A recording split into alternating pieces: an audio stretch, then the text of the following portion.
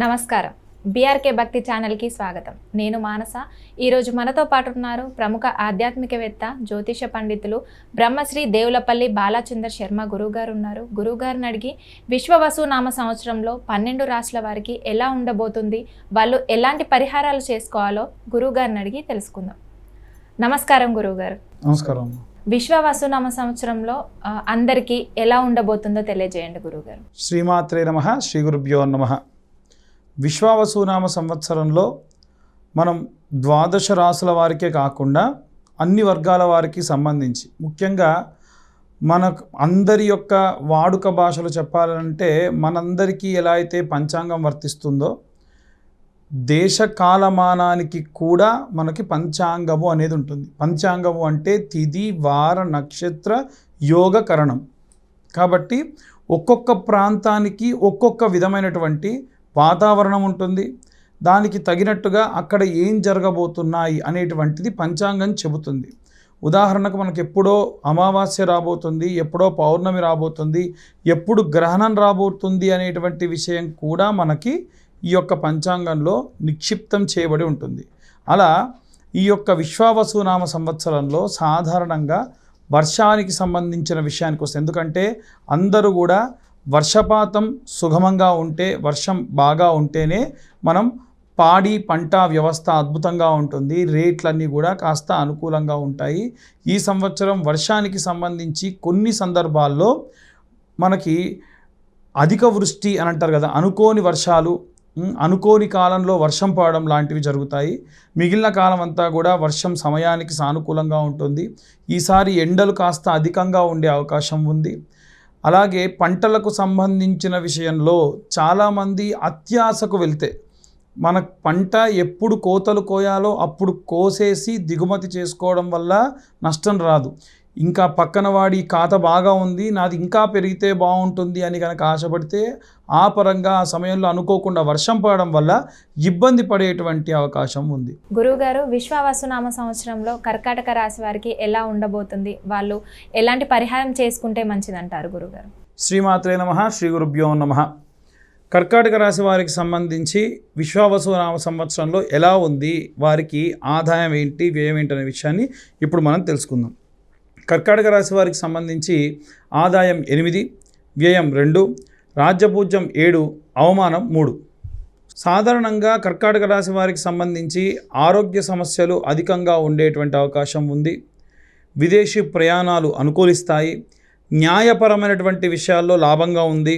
రైతులకు సంబంధించి చాలా ఆశాజనకంగా ఉంటుంది. విదేశాల్లో ఎవరైనా పెట్టుబడులు పెట్టినా, ఇంకేవైనా సరే మునుముందు ప్రణాళికలున్నా అన్నీ కూడా సఫలీకృతం అవుతాయి. కోర్టు కేసులలో గొడవల్లో ఉన్నవన్నీ కూడా ఒక సెటిల్మెంట్కి వస్తాయి. రైతులకు సంబంధించి దిగుమతులు అధికంగా ఉండే అవకాశం ఉంది. శనికి సంబంధించి, అలాగే శనితో పాటుగా గురుగ్రహ సంచారానికి సంబంధించి ప్రత్యేక ఆశీస్సులు, అలాగే రాహుకేతుల యొక్క ప్రభావము, వీటి వలన మిశ్రమ ఫలితాలు ప్రథమార్థంలో, ద్వితీయార్థంలో ఒక 2 నెలల పాటు ఉంది.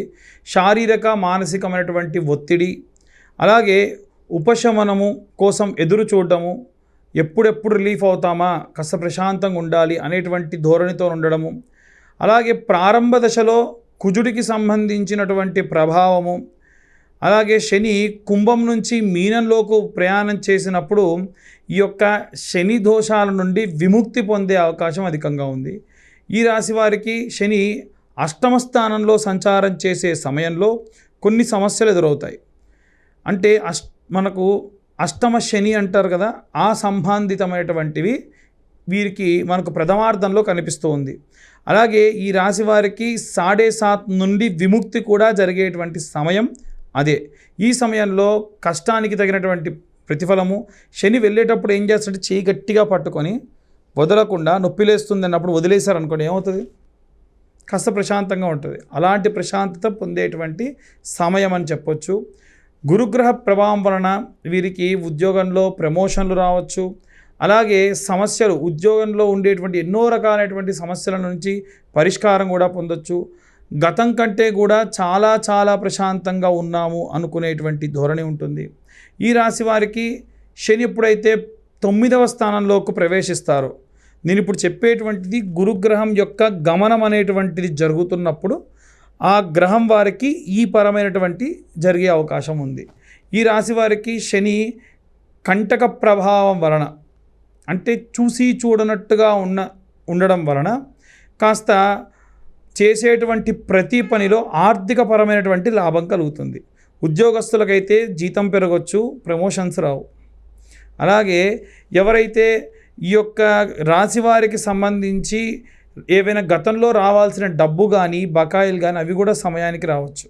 అలాగే దీంతో పాటుగా గురుగ్రహం ప్రత్యేక అనుగ్రహం వలన ప్రతి రంగంలో విజయం సాధించవచ్చు. అలాగే అవకాశం ఉన్నంత వరకు కూడా కుజుడికి కానీ జంటనాగులకి కానీ వీరు ఏవైనా సరే అభిషేకం కానీ ప్రదక్షిణలు కానీ చేయడం మంచిది.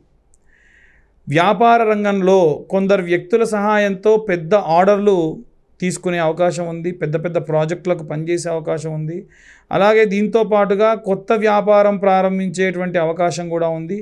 గురువు 12వ స్థానంలోకి వచ్చినప్పుడు ఏవైనా సరే ఈ రాశి వారికి కొత్త అవకాశాలు పొందొచ్చు. ఏడాది చివరిలో పెట్టిన పెట్టుబడులకు మంచి లాభాలు రావచ్చు. లాభాలు ముందుగా ఎదురు చూడడం అంత శ్రేయస్కరం కాదు. మధ్యలో వ్యాపారం ఆపేసే వాళ్ళు ఉంటారు, అది కూడా అంత మంచిది కాదు. శనిగ్రహం ఆశీస్సులతో ఈ వ్యాపారం ఖచ్చితంగా మెరుగవుతుంది. అలాగే కష్టానికి తగినటువంటి ప్రతిఫలం కూడా దక్కుతుంది. ఈ రాశి వారికి నూతన సంవత్సరంలో ఆరోగ్యం పట్ల చాలా శ్రద్ధ వహించాలి. ఈ రాశి నుండి శనిగ్రహం 8వ స్థానంలోకి సంచారం చేసేటప్పుడు కొన్ని సమస్యలు వస్తాయి. శని అంటేనే మనకు వచ్చే ప్రాబ్లమ్స్ ఏంటంటే బోన్స్కి సంబంధించి ప్రాబ్లం బాగా వస్తుంది. కాబట్టి వెన్ను నొప్పులు, స్పైన్ ప్రాబ్లమ్స్ లేదా స్పాంటిలైటిస్ లాంటి ప్రాబ్లమ్స్, మోకాల నొప్పులు, ఆడవారికైతే థైరాయిడ్తో కలిపినటువంటి మోకాళ్ళ నొప్పులు ఇలాంటివి రావచ్చు. మొదటి 6 నెలలు అలసట విపరీతంగా ఉండే అవకాశం ఉంది.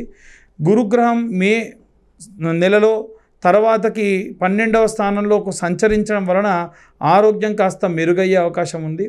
ఈ కర్కాటక రాశి వారికి సంబంధించి నూతన సంవత్సరంలో విద్యారంగంలో మెరుగైనటువంటి ప్రతిఫలాలు పొందుతారు. గురుగ్రహ ప్రభావం వలన విద్యకు సంబంధించిన రంగాలలో అంటే ఏవైనా సరే నూతన విద్యకు ప్రవేశం, ఎంట్రన్స్ ఎగ్జామ్స్ రాయడం అన్నీ సఫలీకృతం అవుతాయి. మే తర్వాతి ప్రాంతంలో 12వ స్థానంలోకి ప్రవేశించడం వలన పరిస్థితులు కొంత బలహీనంగా ఉన్నప్పటికీ మెరుగైనటువంటి విదేశాల్లో చదువు, విద్యార్థులు, ఉద్యోగాలు, చదివినటువంటి విద్యకు సంబంధించి ఉద్యోగ ఇంటర్వ్యూలు అన్నీ కూడా కలిసి వస్తాయి. కానీ ఇనిషియల్ స్టేజెస్లో మనకు ఎప్పుడు కూడా వడ్డిచ్చిన విస్తరాకులా భావించొద్దు. కష్టపడాలి, తర్వాతకే ప్రతిఫలం కోరుకోవాలి.